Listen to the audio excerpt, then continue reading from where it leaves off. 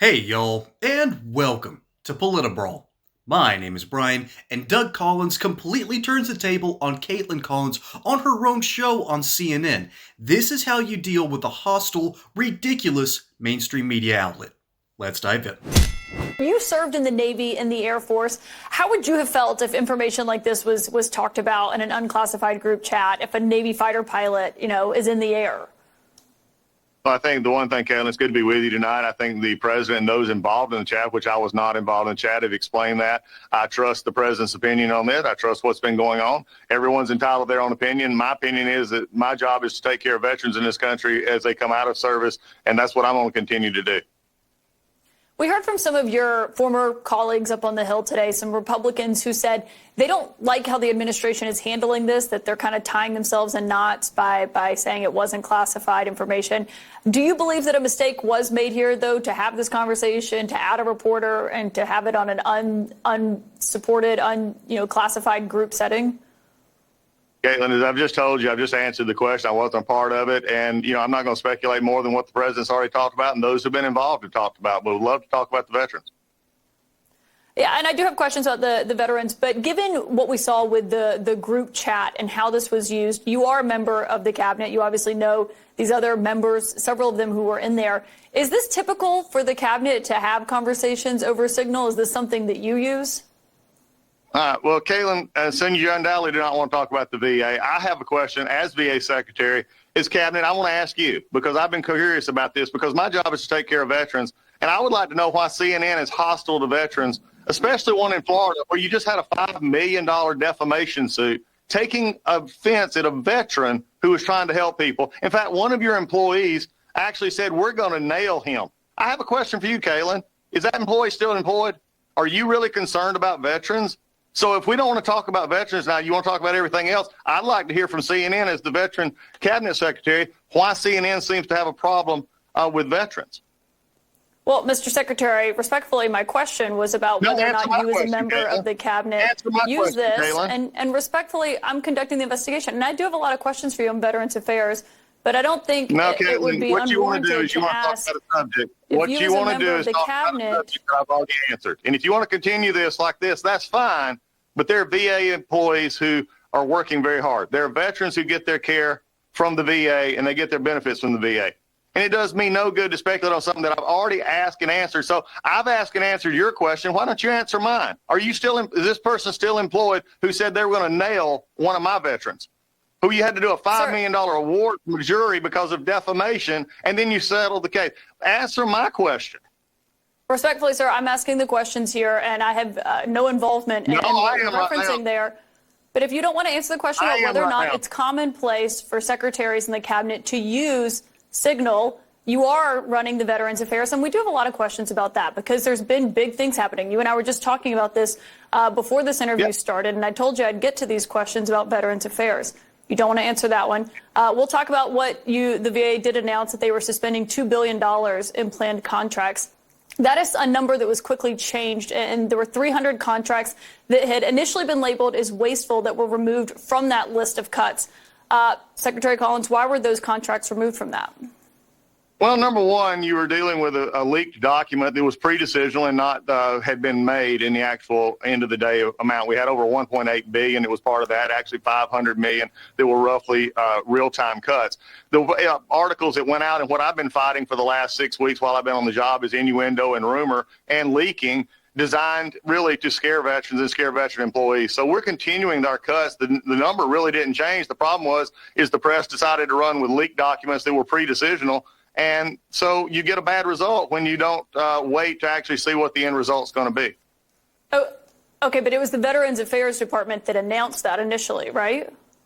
Exactly. I mean, and I've just answered that, Caitlin. I'm not sure how I can help you any more on that. The decisions were made and still in process. When the decisions were made that we actually did, and it was about 1.8 billion, the actual numbers and where they found it out, which contracts were still in the decisional process. And in typical fashion, Georgia boys keep on getting it done. Good for Doug Collins. This is a home run on epic proportions. And it starts off fairly mild, too. He's not being histrionic. He's not being all over the place. He's just being simple, calm, collected. And then he completely turns the tables. It's And this is a thing of beauty to watch, because it starts off with Kaitlan Collins trying to get him to talk about the leaked signal chat, which, by the way, as I've said time and time again, something smells fishy about this leak that only one journalist from The Atlantic, not an actual news source. The Atlantic is a magazine that they don't really run point on major news. Something sounds like this was leaked on purpose, but that's just a wild story that we're probably never going to get the full answer for.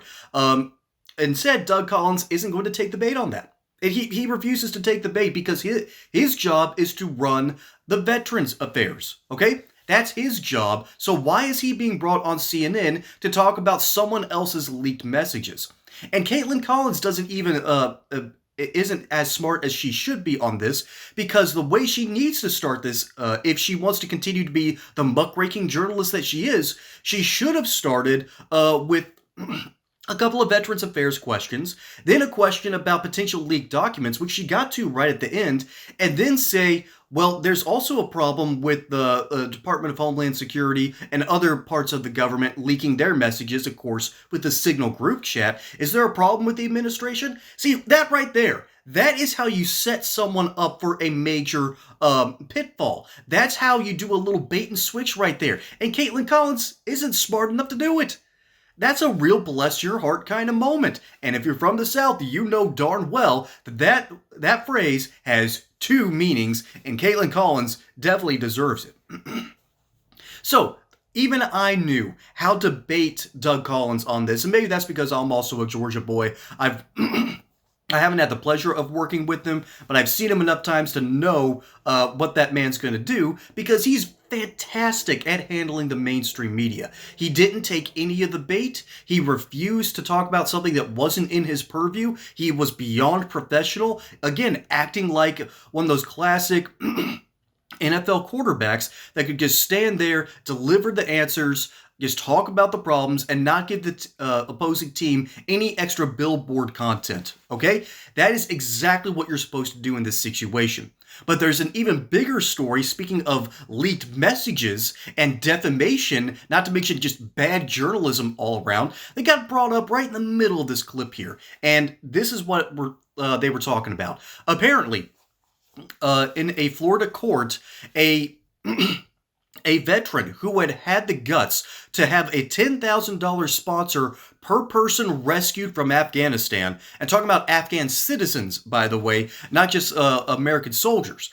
But as the Taliban continued to creep forward, this dude decided that he would sponsor people to leave the country. Well, what CNN reported, however, was that this dude tried to make a black market money-making scheme where he quite literally put money value on people's lives to remove them from Afghanistan. That's not quite what he did. And then furthermore, again, this is where the leaked messages come in. Apparently, some reporters were so vitriolic against this dude that they wanted him to fail. They wanted this thing to blow up in his face. They wanted a news story that they could use to their benefit and smear conservatives. And he ultimately ended up winning the case here.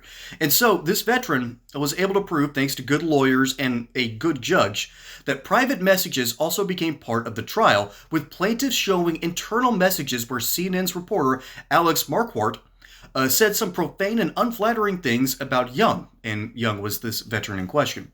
Marquardt testified at the trial that his story was not a hit piece. Well, the jury came back after deliberation and ultimately said, no, dude, this is problematic. This is not journalism. This is muckraking at its finest. And yeah, this dude can find you liable for $5 million. And this isn't the only time CNN has had their own journalistic integrity question. Remember the Nick Sandmann, the student that was hanging out with his buddies over in front of the Washington... No, I think it was a Lincoln Memorial. He was somewhere along that stretch of the National Mall, where a Native American was yelling in his face, banging a drum, and the media wanted to make it look like this kid was making fun of the Native American, when the reality was there was a whole kerfluffle going on before that they refused to show, and so those students sued for millions and won in one of the easiest cases they could have had. Folks, journalism, as long as it continues on this path, is dying. And Doug Collins didn't just write the textbook. This is a complete expose of how to handle yourself in front of a hostile media environment when they're coming to ask questions that don't really matter to the whole situation. And then, when asked questions outside of his purview, he pivots correctly saying, look, I'm the head of the VA. I'm not a part of that group chat. Why are we talking about this? And that's the ultimate question. Why are we talking about this? This is fake outrage. This is an attempt to drum up support where no support was really had, because deep down, Americans don't care what's happening in Yemen. All right? We don't. This is business as usual ever since 9/11. We've grown accustomed to what's going on. And even if group chats were leaked, the average person, simply put, does not care.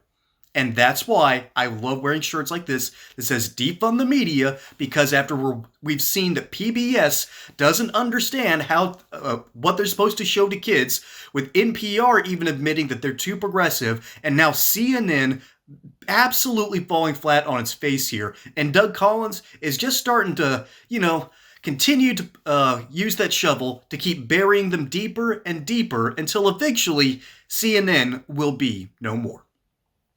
Folks, my name is Brian. Hope you enjoyed that segment here on Politibrawl. Don't forget to like and subscribe. Catch you on the next one. And until then, y'all have a good one.